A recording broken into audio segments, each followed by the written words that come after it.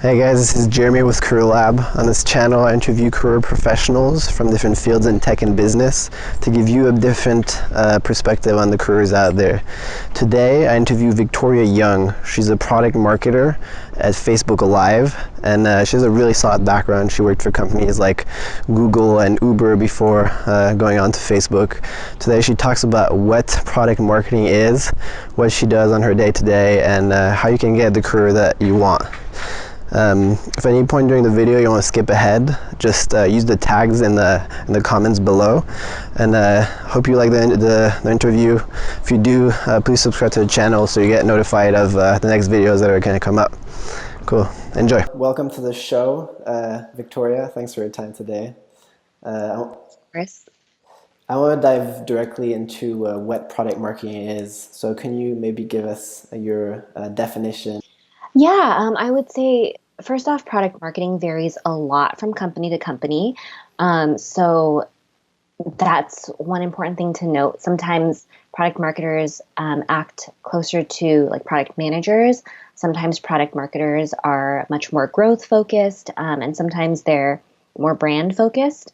But typically, what a product marketer does is really helps to communicate what the core benefits of each product are to different consumer groups or different, any user groups really that would use the product. So that requires, a lot of user research and a deep understanding of kind of what the product magic is and how that connects to the people that you're trying to get to use your product.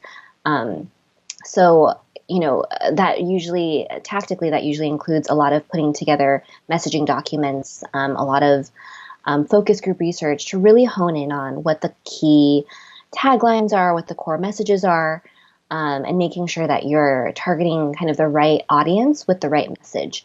And obviously, there's opportunities to get very creative in that space, and there's all sorts of marketing channels that can be used, whether you're thinking about, billboards to something that's like a Facebook ad. It's, being a product marketer is really understanding the people that you're talking to and the product that you're, trying to get them to use. And when you get that really locked in, then you can get creative with the different ways to reach them. That was a great overview. So, Yeah.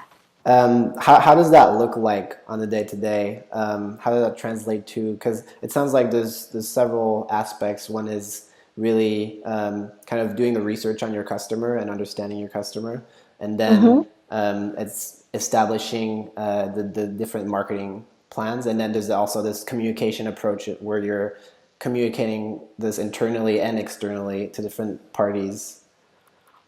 Yeah, absolutely. So, I mean, we can just bucket it into four really simple buckets. I would say the first is research, the second is planning, the third is, execution, and the fourth is measurement. So, just if you all of your, tasks really can fall into those four buckets, and usually every single day is a mixture of those four, depending on what part of the different projects, what part you're in. So, for example, today I worked on really honing in on key messages to test for a research brief, since we're doing focus groups soon. So that's, that was part of my day that was more like research focused. Another part of my day was really thinking about what the next campaign we want to launch might be and what, additional research we might need, putting together kind of potential marketing plan for that I can then, really work with a cross-functional team on to make sure we're all aligned on the plan and the goals. When it comes to execution, a lot of times product marketers can either have a team in-house or find an agency to really help put together, video ads, for example, or even coming up with taglines or shooting some really great photos or screenshots. And when you then put all of your great marketing material out into the world, targeted to very different audiences, you then want to be sure you have all the measurement in place. So, having the right experiment structure where you have a test and control so that you can really see what the impact of your marketing has been on the different people that you targeted it to is really important. So having strong measurement at the end of your campaign so you can look back and say, okay, like this message worked really well with this particular audience. and which ones didn't. So, marketing sometimes can be tough because it's a part art, part science, and you may not always get it right, but you can at least always learn from what you do. So having strong measurement is really important. So can you kind of give us a recent project you've worked on and how all those pieces fit together for that project? Yeah, I mean, I can talk a little bit more broadly, but for example, we often are looking to find, what users are the best fit for different products that we're working on. So for live, we definitely want to really be able to identify, who we think will get the most value out of going live and what moments are, a good, a good use case for them so that they can really get the most value out of using live video. For example, our process would be we'd work with, data scientists to really identify any trends that we're seeing in user behavior. Then we'd do a little bit more research to deep dive into kind of what the core messages are that might resonate with the users. Any particular moments that might be a really good fit. Then pretty much back into what channels we think would be the most effective to reach those users. So for Facebook, there's obviously ads on Facebook that we use. And those can be really effective because you can target really, down to very specifics about different user groups, where they live, how often they've, used Facebook, things like that. And then working with a creative agency to get the message just right for that ad, and making sure that that ad is shown at the right time in the right place. So those are definitely all parts of campaigns that we run, and we run a lot of different ones to constantly be learning and seeing what works with people that we're trying to reach. So it seems like you're working with a lot of different teams as well, Mm-hmm. right? What are those different teams? Usually we work a lot with, and that's a really good point, because part of being a successful product marketer is really being able to work cross-functionally across a lot of different groups of people. So you can think of product marketers as like a hub or like a bridge between the more technical and product side with also the more creative side. So, my typical day involves working very, very closely with my product manager, and often, even working directly with the engineers and designers themselves. But then you also have to create the marketing material, which is usually working with creative agencies, ad agencies, copywriters, designers for marketing, and media agencies for buying media, legal, policy, privacy teams. Every team that basically needs to review, and obviously comms and PR, but any team that has a stake in kind of what content you're putting out into the world, they're really important to get feedback from as frequently and as early as possible to make sure you're going the right direction. So there's always a new perspective that someone from a different team can bring. And the earlier and more frequently you talk to them, the more holistic kind of your output will be. Yeah, I'm sure that makes for a lot of meetings A throughout lot your of day. meetings, yes. What are the pros of your job? If you can give us like three pros, and what are some of the cons or some of the parts that are more challenging? Yeah, absolutely. So, I mean, I think pros, as a marketer of any kind, and especially for product, you have to really be able to know your user and be really passionate about understanding people. I think that's the most important thing, because at the end of the day, you can't show people what's magical about your product if you don't really understand them, right? So I think that's the most important thing, and that's the fun part of my job. I love getting to talk to people and really understanding what they like and dislike about different products, and really trying to understand sort of the cultural zeitgeist going on at the moment, so that you can make sure the messaging makes sense within the larger context of what's going on in the world. So People and culture, I think, is huge and super interesting and fun. I love that part of my job. The second part, I think, is just being really, really creative, especially in the world today where there's so much content and so much noise. Figuring out how to stand out and connect to people requires a lot of creativity, right? And that's not just, visual creativity or, really smart copywriting. I think it's just general creative problem solving and thinking about, what are all the different ways we can reach people. So I'd say that's the second favorite part of my job. And gosh, I guess for me specifically now at Facebook, the third favorite part is just working on such a global app that really touches so many people.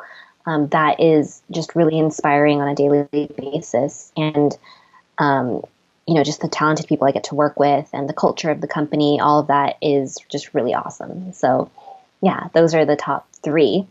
In terms of challenges, gosh, I would say, like I mentioned, it requires a lot of cross-functional collaboration to get stuff out the door, especially when you're in a larger company. And while that's one of the favorite parts of my job, it's also one of the most challenging, just because, you do have to, have a lot of conversations, and oftentimes there may be conflicts in what people want. So you have to be very good at figuring out, again, and getting very creative with what solution makes the most sense for everyone involved.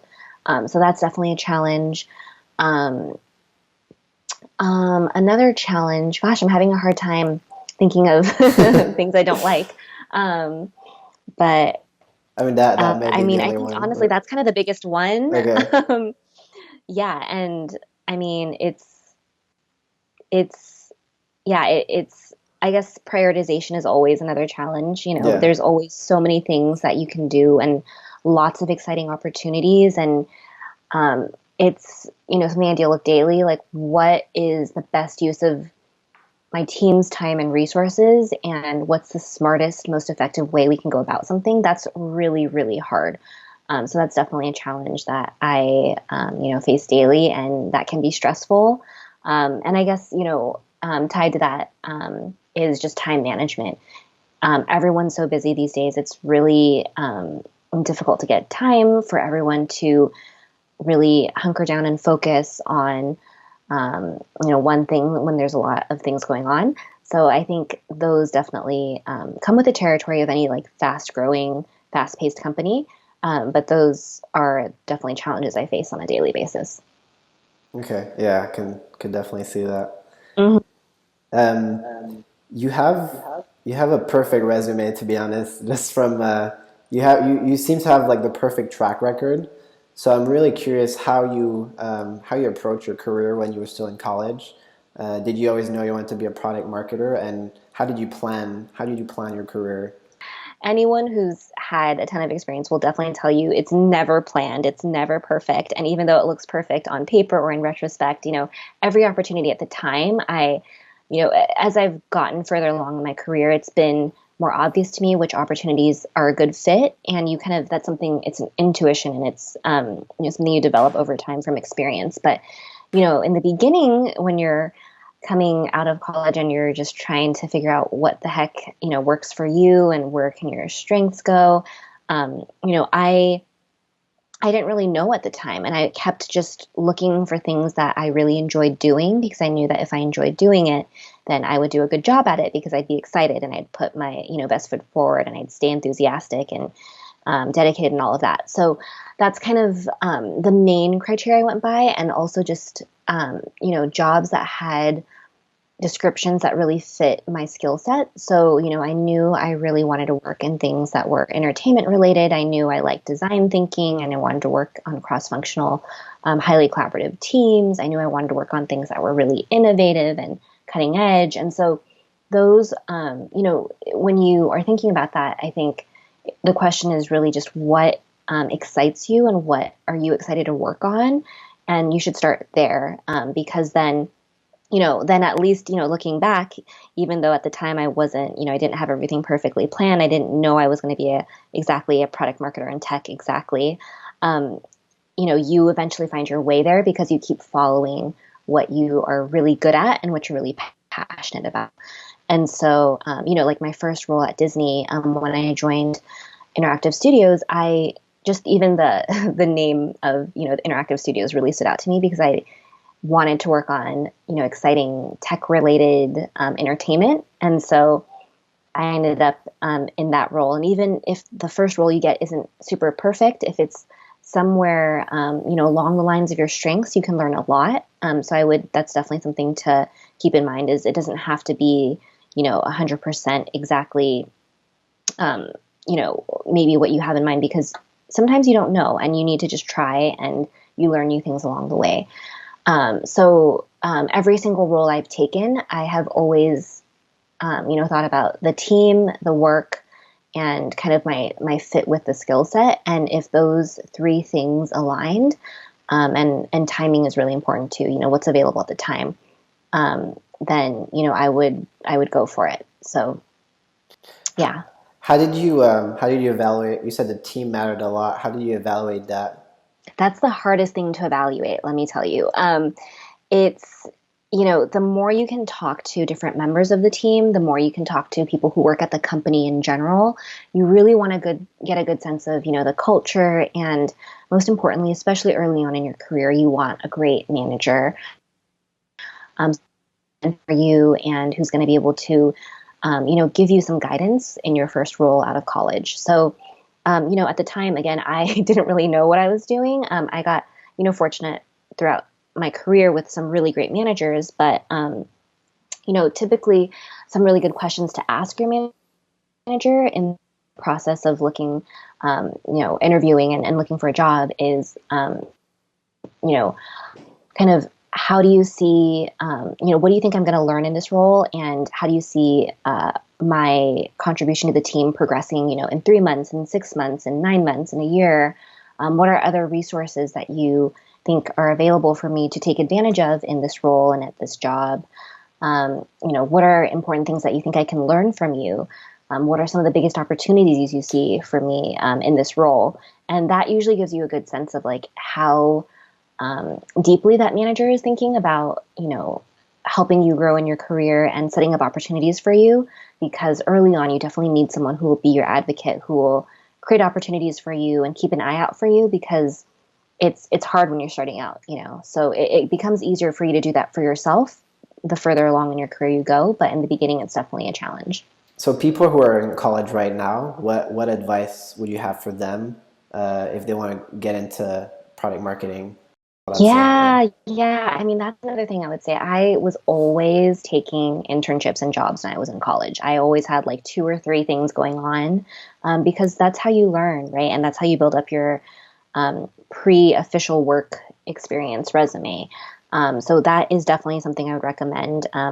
Take as many jobs that are related to the field, as many internships related to the field as possible. And that's also for you, not just for your resume. It's like, you want to know, like, would you like it if you did this full time, right? So like, get out there and try it. So I think that's definitely key. Another great thing to do is reach out to other people who are already in that role, like exactly what you're doing, because you can get great advice and you can just get a sense of, does what this person is saying, does that sound like something I would like? And they can give you direct feedback on your resume, maybe even spot opportunities for you. So I think, being very proactive is just crucial, especially early on in career. Always looking for opportunities, always looking for people to learn from and to connect with. And even if it's just for, an informational coffee, like, hey, like I'm a student and I'd love to learn more about what you do. People are surprisingly, generous with their time, especially with students, because we've all been there. And, also a lot of people actually aren't very proactive. And so, when you are really persistent and proactive, you definitely stand out. So I would really strongly recommend that. And also just getting involved in school groups. I was in the advertising and marketing team at UCLA while I was there as an undergrad. And I was on that team for 3 years. And I worked on the internet team, the promotions team, and then eventually led the team.